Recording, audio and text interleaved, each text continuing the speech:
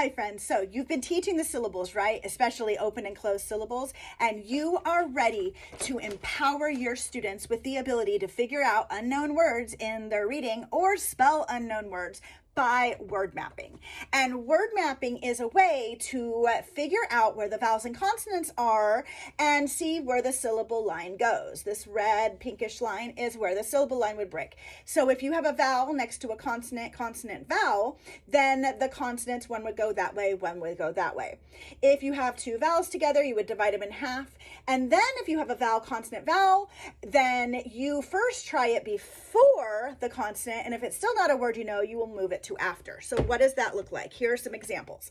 So for this vowel, consonant, consonant, vowel example here, it's like the word rabbit. There's a vowel, consonant, consonant, vowel. So you would divide the consonants right up the middle. For the word neon, there are two vowels next to each other. You've already tried it as a vowel and a diphthong. It doesn't work. So you know these have to be independent vowels. You would just divide them up in the center. Here you have the consonant, then you put the line before it first to see if it's a word you know.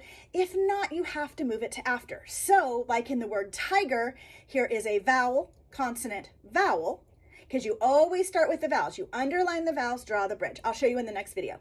But there is where we put the line. That'll be open, tiger. Tiger. That's great. But look at this word. We actually had to move the syllable line over. Vowel, consonant, vowel. We had to move it to after the consonant because it would be seven without it. Seven is not a word. So we moved it to make it the word seven.